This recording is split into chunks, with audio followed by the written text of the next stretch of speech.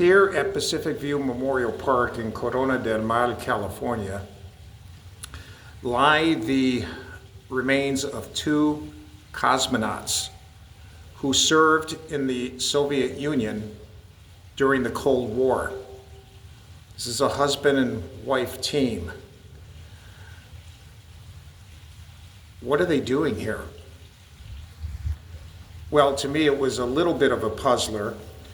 Apparently, they have a son in the United States, and there's very little information on the son, but it says that he's a programmer and works in the United States. But the husband and wife team, according to Find a Grave, died in Moscow in Russia. So they won't give me any information at the front desk, they're citing confidentiality reasons. But as best as I can figure is their son, or perhaps someone in their family, had them transferred over here, their remains transferred. I do know that many Soviet scientists and engineers moved to the United States after World War II. German scientists and engineers also moved here. This was based on the Operation Paperclip that the United States was running. They offered sanctuary to these scientists and engineers, got them to leave their countries and come over here because many of them weren't having good success in the Soviet Union, especially the Soviet Union. They were working on limited funding. They had limitations on speech. You know how socialism is. There's freedom of speech over there in socialist countries unless you disagree with them, and then not so free. So they came over here. The U.S. offered them asylum. People like Werner von Braun, for example, from Germany, who was one of Hitler's top rocket scientists. He became our top guy, and many others. These two, however, their names are Tatiana Dmitryevna Kuznetsova. I'll put that spelling in the description below.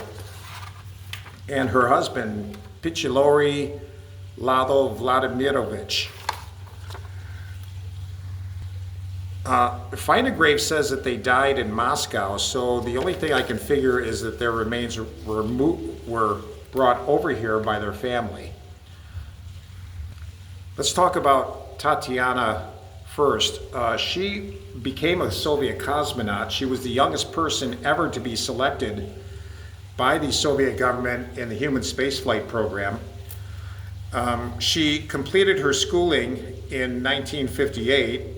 She became a typist in shorthand at the Ministry of Radio Electronic Industry in Moscow, but she had a very intrepid hobby.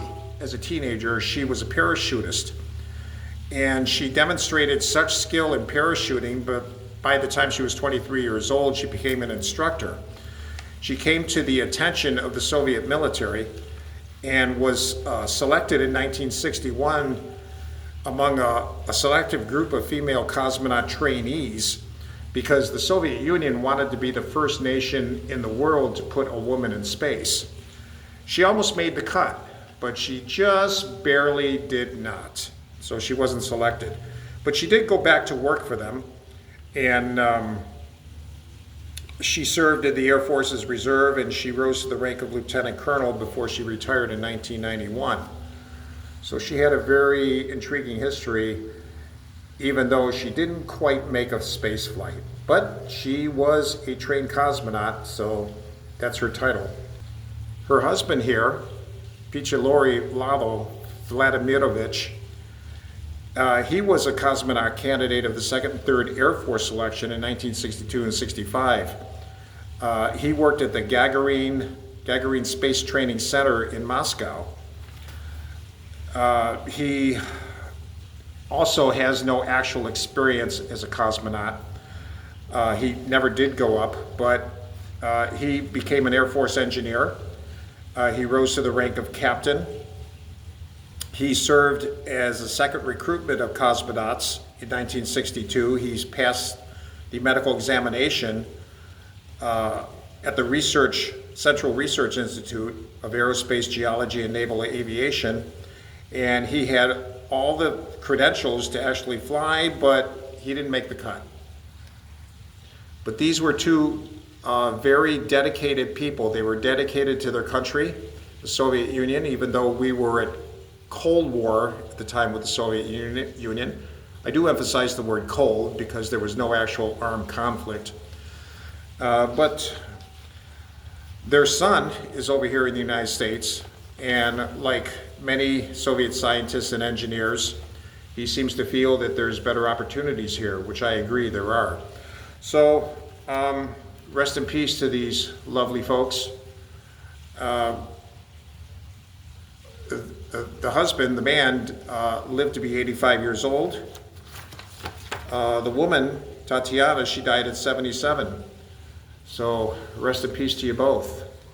Very curious. You know how I found this? I was just passing by here last week on my weekly walk around the cemetery, and I just happened to see them. I knew right away that they weren't those weren't American uniforms just by looking at the uniforms.